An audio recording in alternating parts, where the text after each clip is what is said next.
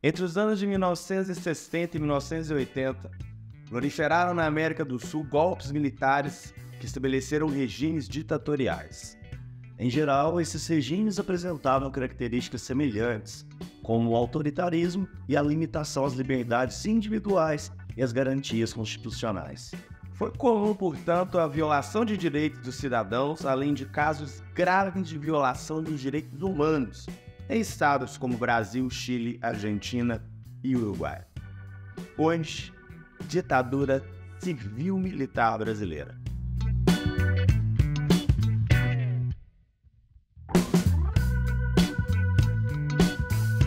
Fala, galera. E aí, pessoal? Betinho, todo mundo pode estar se perguntando aí o porquê de ditadura civil-militar brasileira e a gente vai falar logo em sequência aí quando a gente começar a abordar esse assunto extremamente interessante, importante e atual. Lembrando que esse vídeo será dividido aí em duas partes para vocês. A razão para o estabelecimento de tantos regimes autoritários pode ser explicada por fatos relacionados ao contexto internacional da época, que inclusive é um assunto interessantíssimo também. A Guerra Fria, que tem vídeo aqui no canal. Com a Revolução Cubana e a posterior adoção do regime socialista pelo governo comandado por Fidel Castro, a Guerra Fria chegou à América e a preocupação dos Estados Unidos em conter o avanço do comunismo no continente se intensificou. Para evitar a formação de regimes de esquerda, que seria esse inimigo, o governo estadunidense passou a instruir militares e a financiar e dar apoio aos golpes que destituíram políticos que supostamente estariam levando seus países para o mesmo caminho que Cuba havia tomado. No Brasil, a Escola Superior de Guerra teve participação ativa no golpe de 64. Esses militares defendiam a doutrina da segurança nacional e o desenvolvimento, que tinha como princípio a noção de que os canhões deveriam estar voltados para dentro. Essa parte é interessante, né? Entender que era preciso monitorar possíveis focos de rebeldia ou de oposição à instauração do regime que estariam aqui no Brasil. E para isso, tempos depois, fica provado aí que os Estados Unidos mantinham navios estrategicamente posicionados próximos à costa brasileira, com o intuito de ofertar ajuda ao governo caso a população oferecesse resistência, o que explica a pergunta que a gente fez lá no início. Ditadura civil-militar. Parte da população apoiou o golpe em todas as ditaduras do cone sul do continente e que deu origem à chamada Operação Condor. Essa ave de origem andina, né, que tem aí essa característica de voos muito altos e que observa atentamente tudo que acontece lá embaixo. Por isso, a ideia de financiar esses golpes e fazer com que a ameaça comunista, que vinha principalmente da Revolução Cubana, pudesse ser de vez afastada. Mas a gente vai começar falando principalmente, agora eu te convido a pegar aí as suas anotações e anotar esses principais pontos, que a gente vai falar, de uma forma geral, um pequeno roteiro do que a ditadura civil-militar brasileira contempla. A gente pode começar falando sobre o período. É um longo período, de 1964 a 85, 21 anos. Pessoal, também nós vamos abordar os 5 presidentes ligados à alta cúpula militar. Humberto Castelo Branco, Arthur da Costa e Silva, Emílio Anastácio Médici, Ernesto Geisel e João Batista Figueiredo. Interessante gravar esses nomes também. E, logicamente, faremos análise de cada um desses presidentes. Além disso, a mudança do regime de governo através dos AINs, né? Eu acho que isso é uma das partes mais importantes. Não é só a questão da repressão física, mas o AI, ele é um aparato repressivo, ele é um dispositivo repressivo que torna a ditadura algo possível de ser explicado através de leis, porque ele vai fazer mudança constitucional. Lembra que a Constituição anterior era a Constituição de 1946, a Constituição do populismo. Vamos abordar também, pessoal, uma temática que dialoga com a atualidade. Muita gente ainda entende que a ditadura, esse termo pode até ser chamada de ditabranda, porque diz que a ditadura não existiu. Aí eu não dou conta. Muitas pessoas, inclusive, querem justificar o período ditatorial alegando a ideia lá do milagre econômico, que gerou emprego, que o Brasil foi a oitava economia do mundo. Aí eles falam também que durante esse período não teve nenhum tipo de corrupção, o que, né, já foi desmentido, que nós tivemos grandes casos, ao todo 9 casos de corrupção durante esse período comandado aí pelos militares. E que, querendo ou não, né, a ideia, quando você fala militares, também me vem à cabeça. O Brasil teve um governo da cúpula militar, não um ditador clássico como é no caso de outros países, né? É o período de terror da história do Brasil. Essa ideia faz você roteirizar aquilo que você precisa estudar e a gente começa a falar disso a partir dos antecedentes motivacionais. Bora começar do golpe de 64? Claro, vamos lá, rodou aí, hein? Né? Pessoal, o golpe de 64 procurava alegar a necessidade de livrar, né, o nosso país de um regime comunista. Né? Militares e setores conservadores, como empresários, sentiam-se ameaçados pelo governo de João Goulart.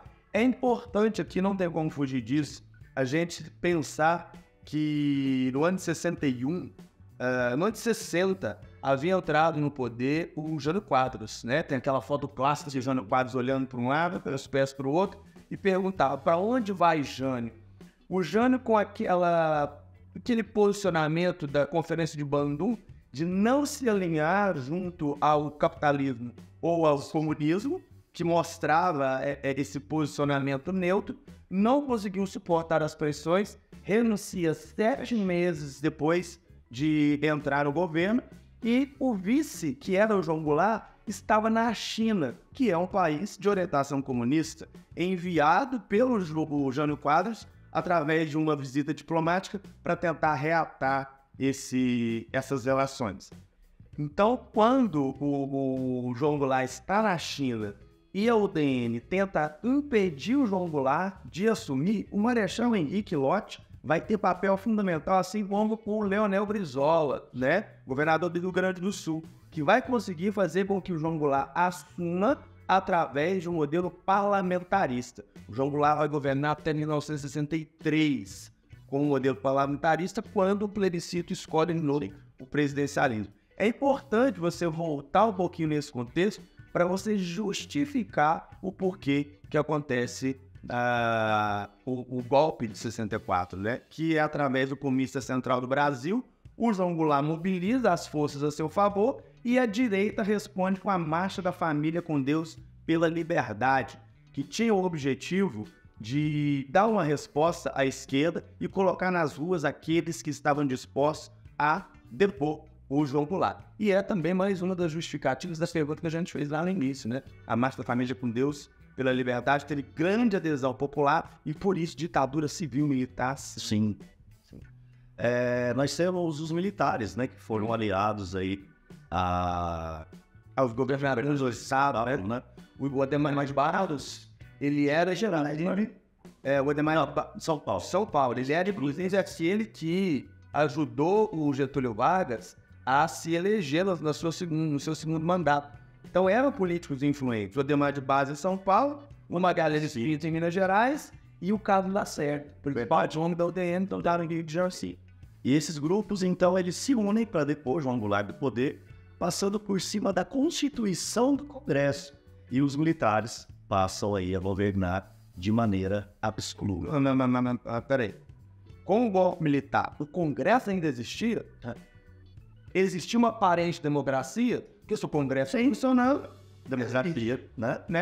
E daqui a pouco você vai entender o porquê que os militares vão manter o Congresso funcionando até certo ponto.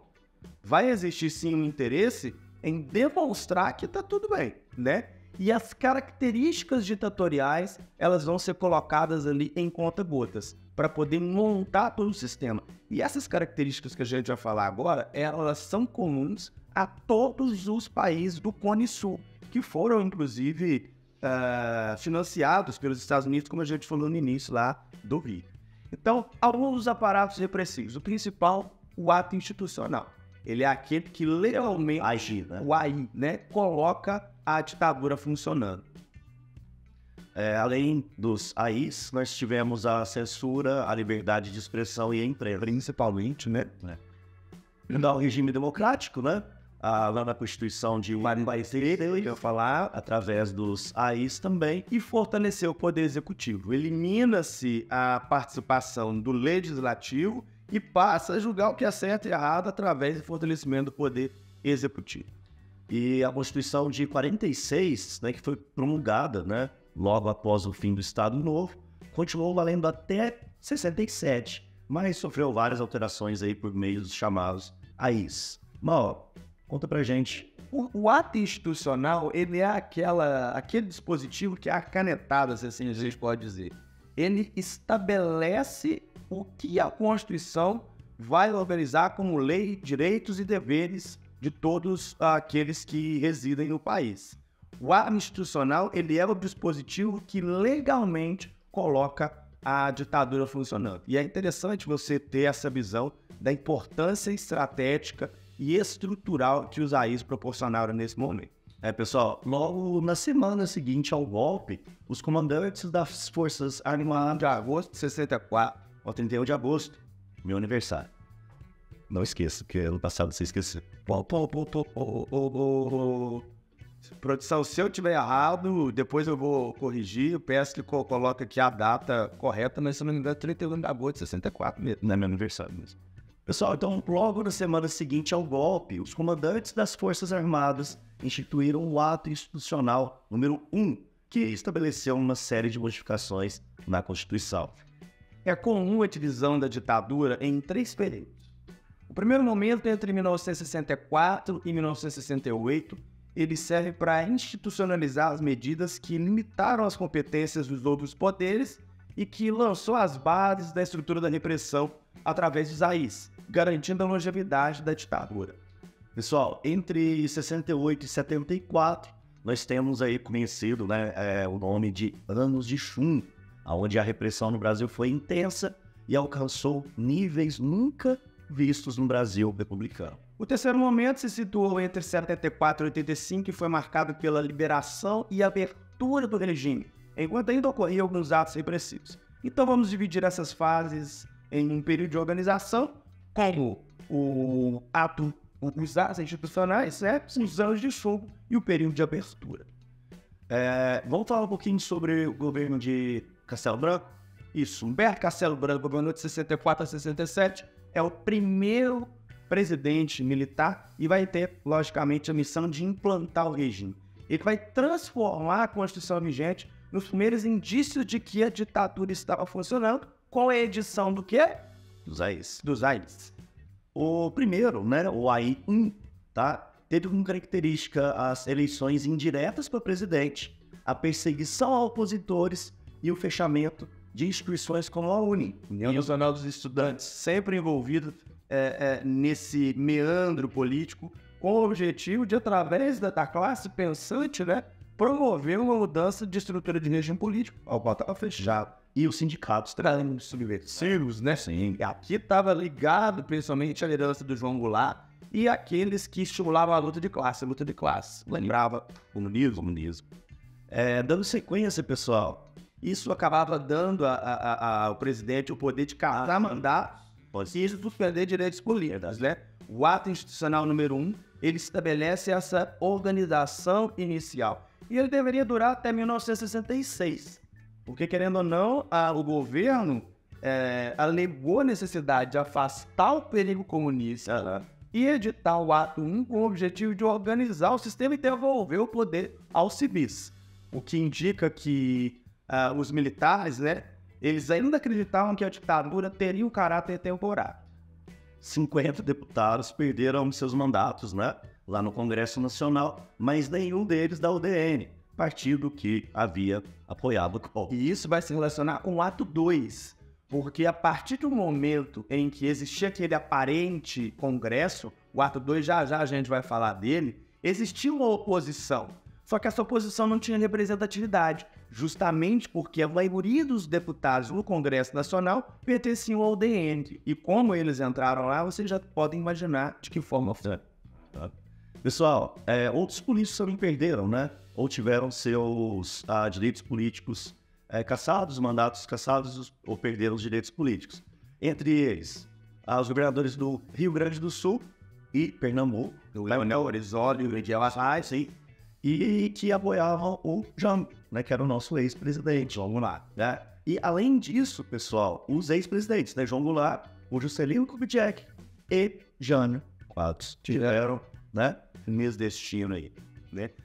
A ala conhecida como linha dura, que era um grupo que via necessidade de um aprofundamento do autoritarismo, pressionou o Humberto Castelo Branco e foram impostos os atos institucionais número 2 e número 3 ainda em 1966. Aí você já pensa, no primeiro governo militar vai ser instituído o ato institucional número 1, 2, 3 e 4. Isso tudo antes de 67, que é quando coloca-se lá o ato 5, mas isso é outro papo, daqui a pouco a gente vai chegar lá. Mas o AI-2, ele dissolveu os 13 partidos políticos existentes até então e implantou o bipartidarismo, que instituiu 2 partidos, por isso bipartidarismo. O ARENA, Aliança Renovadora Nacional, o partido ligado aos militares, e o MDB, o Movimento Democrático Brasileiro, que era a oposição, que justifica aquilo que a gente acabou de falar também. Existia uma aparente possibilidade para discordar daquilo que a ditadura determinava. A ditadura foi complacente em deixar que um partido de oposição pudesse funcionar, mas a maioria dos deputados vinculados à Arena no Congresso não deixava nenhuma crítica da MDB passar. No AI-2 também o presidente poderia decretar através, né, do estado de sítio, né, por 180 dias, né, horários, que, só para lembrar, né, vai suspender os direitos dos cidadãos e também o poder legislativo, o judiciário e os dois, eles são ligados ao executivo. Então o executivo vai se fortalece o executivo com o aumento dos ministros do Supremo Tribunal Federal. Ainda no governo Castelo Branco, ato institucional número 3, estabeleceu eleições indiretas para governadores e vices, prefeitos e vices, onde esses seriam nomeados pelos governadores mediante autorização prévia. Aí é uma questão interessante. Com o ato 1 e ato 2, a ditadura está funcionando. Com o ato 3, estabelecendo eleições indiretas para governadores e vices, prefeitos e vices, olha o que acontece. Qual presidente é indicado pela cúpula militar na esfera federal, não existe nenhuma possibilidade de participação popular. Como esse presidente estabelece as eleições indiretas para governadores, era o nível estadual. E como esses também são indicados pelo presidente, eles vão organizar o nível municipal, que são aí os prefeitos, né? Então a ditadura começava a abrir os seus tentáculos, já através do ato institucional número 3, ainda antes de 1966, o governo Humberto Castelo Branco. Dando sequência, aí 4, né? Pessoal, a Assembleia Constituinte, tá? O Executivo poderia legislar. O animado convoca a Assembleia Constituinte. O Executivo poderia legislar por decretos. Quem vai deixar, editor, vai deixar daí. Não pode tirar o celular, eu já fiz o final aqui. Se não tiver erro meu, né, não fala, vocês não sucedem, né? Pessoal, no AI-4, então, será convocada uma Assembleia Constituinte, né, onde o Executivo poderia legislar por decretos em tudo que se referisse à segurança nacional, à administração e às finanças. Além disso, vai convocar também, né, essa Assembleia para incorporar todos esses AIs a essa nova Constituição. Então agora a coisa começa realmente a ser aplicada, porque o AI-4 pega o AI-1, 2 e 3 e incorpora a nova Constituição. Agora é lei, não tem o que fazer, né? Esse o contexto político, estrutural do processo ditatorial. E o econômico? No econômico, ainda no governo Castelo Branco, foi marcado por tentativas de solucionar a crise econômica que já se arrastava desde os anos anteriores. Se você pensar em crise econômica do Brasil republicano, a gente está falando de crise do encilhamento. Lá onde Deodoro da Fonseca, depois do golpe, que depois o Pedro II convocou o Rui Barbosa para resolver o problema lá, e o Rui Barbosa, com uma política inicionista, criou uma inflação galopante e trouxe a ideia do arroz salarial, que a gente vai falar no final desse vídeo também. Então já era um problema antigo. E para isso foi elaborado, para resolver isso foi elaborado o PAEG, o Plano de Ação Econômica do Governo. Esse plano tinha como objetivo a contenção da inflação e a criação de condições para a retomada do crescimento através de uma política severa de restrição de gasto público. se o país precisa restringir gasto público, o público gasta com o quê? Um país com saúde, com educação, com saneamento e uma ideia de controlar a emissão de papel moeda, restringir a fabricação de dinheiro, literalmente. Essas medidas elas foram bem sucedidas, né? E colaboraram aí para a redução dessa inflação. Pessoal, temos também a criação do BNH, o Banco Nacional de Habitação, que significou a abertura de linhas de crédito para a construção de casas que foram aproveitadas aí pela classe média. Vila Kennedy, lá no Rio de Janeiro, né? Uma das obras que a gente vai falar lá no Milagre Econômico. Pessoal, isso também foi atração de investimentos estrangeiros e aqueles que não concordavam com tais medidas acusaram o governo de entreguismo. Porque pensa, contexto de Guerra Fria, o governo vai se alinhar junto aos Estados Unidos e vai abrir o país ao capital estrangeiro. A injeção de dinheiro vai regular a inflação. Como a gente falou que as medidas lá implantadas pelo PAEG foram satisfatórias. Injeta dinheiro na economia, controla os gastos públicos e essa inflação vai diminuir. Só que, a custo do quê? Porque dinheiro que é emprestado tem que ser pago. A gente vai refletir isso mais à frente. Esse contexto também foi marcado pela chamada Aliança para o Progresso, que é um acordo diplomático que colocava as bases da Guerra Fria em pauta. Um acordo político, econômico, que formava a ideia de entrada de capital estrangeiro, como é o caso da Vila Kennedy, que eu acabei de mencionar, e aproximava o Brasil com os Estados Unidos em pleno contexto de Guerra Fria. Pessoal, essas medidas econômicas também proporcionaram consequências negativas, especialmente para as pessoas mais pobres, né? Pois boa parte dessas medidas eram baseadas na contenção do aumento de salário, como o Mauro já falou, né? Chamado de arroxo salarial, enquanto o governo, além de agir com violência, também elaboravam leis aí limitando a liberdade do movimento operário. Muitos setores da sociedade começaram a se posicionar contra a duração da ditadura, porque a priori era a ideia de afastar a ameaça comunista e devolver o governo ao elemento civil, o que não estava acontecendo. E já tinha gente ali começando a entender que a parada não era bem o que todo mundo estava pensando. E com esse crescimento das manifestações de oposição ao regime iniciado lá em 64, o governo passou a criar cada vez mais mecanismos de repressão. O controle dos generais, que deveriam ser, né, temporário, já se estendiam aí por muitos e muitos anos, né? E era necessário, logicamente, a volta ao regime democrático. Entre esses, encontrava-se inclusive políticos e indivíduos que haviam apoiado o golpe. A essa altura já era evidente o crescimento da oposição e o ano de 68 foi o mais marcante nesse aspecto. A igreja. A igreja havia apoiado o golpe. Sim. E por meio de alguns setores, né? Passou a alertar contra os abusos que ocorriam desde o estabelecimento da ditadura. E os religiosos, como o arcebispo Dom Helber Câmara, mostravam que o clero católico não admitia o excesso desse governo. Alguns políticos importantes também se articulavam com o objetivo de exigir que o poder político voltasse para a mão dos civis. Aqui é um contexto também interessantíssimo, porque o Kubitschek, o João Goulart e o Carlos Lacerda formaram o que ficou conhecido como a Frente Ampla, uma aliança ilegal que exigia o retorno das práticas democráticas. E aí você está pensando, eu tenho certeza que sim, mas o Carlos Lacerda e o João Goulart, o Carlos Lacerda não estava de mão dada com os militares quando depois do João Goulart? Sim, porque política, se você já percebeu como funciona, tem sempre um elemento dos chatos com chatos. Alguém apoia aqui para ganhar o ministério ali. Só que isso não aconteceu. E o Carlos Lacerda, consequentemente, passou para o outro lado, porque viu que tinha sido colocado de escanteio após aí a instauração do regime. Alguns grupos oriundos das classes médias urbanas, estudantes ligados à UNE, né, e trabalhadores também se mobilizaram contra a ditadura. Grandes greves ocorreram aqui em Minas Gerais e Contagem e em Osasco, lá em São Paulo.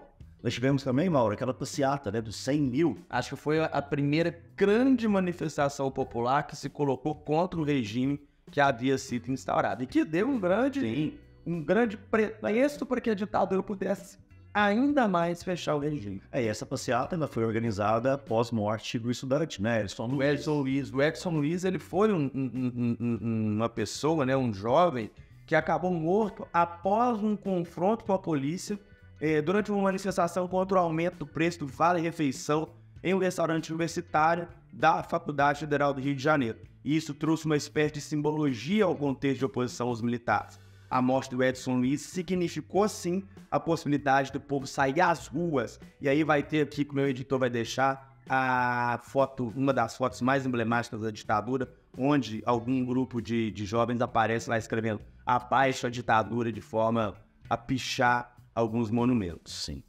Pessoal, alguns grupos armados, como o MR8, o VPR e a ALN, pretendiam, por meio de guerrilha, acabar com a ditadura e implantar um governo revolucionário aqui no Brasil. O que lembrava ainda mais a questão do contexto cubano, né? Esses grupos eles vão se formar, Fidel, eles vão precisar de financiamento e vão fazer ali tática de guerrilha urbana para tentar derrubar o governo. Então, é algo muito característico do período e eu te aconselho também a procurar uma informação mais direcionada para esses nomes que o Petinho acabou de falar aqui. Pessoal, a ação desses guerrilheiros citados aí, agora há pouco, marcou regiões como a do Araguaia, na fronteira com os estados de Tocantins e Pará, e a do Vale do Ribeira, aqui no sul de São Paulo. Os centros urbanos eram comuns assaltos a banco para conseguir financiar esse movimento. Sim. E um dos episódios mais emblemáticos é o do sequestro do embaixador estadunidense Charles Elbrick. Tá maravilhoso esse inglês. Que só foi liberado ao ser trocado por prisioneiros feitos pela ditadura, né? E a gente pode, inclusive, dar referência para assistir aí o filme O Que É Isso, Companheiro, que é um filme que retrata especificamente esse episódio, do sequestro aí do embaixador americano. E aí pensa, né? Sequestra um embaixador americano, um grupo guerrilheiro, em um país onde os Estados Unidos têm a intenção de afastar a ameaça comunista. Sim, deu B.O. isso aí.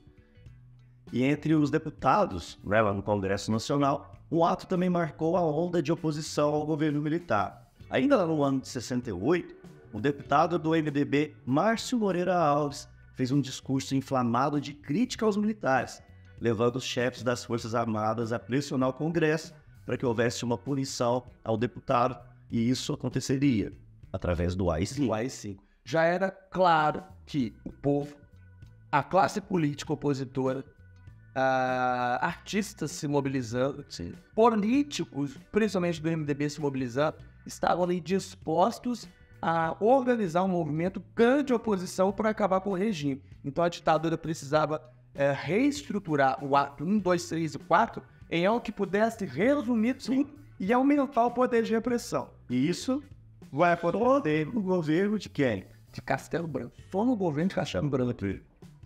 Pessoal. Ainda não começamos no governo 2. Ainda não.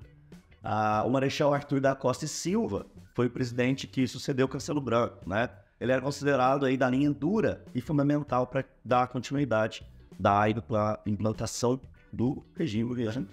Ele teve um curto mandato. A ditadura se transformava cada vez mais em um contexto repressivo e violento. A edição do AI-5, inclusive, faz parte desse período.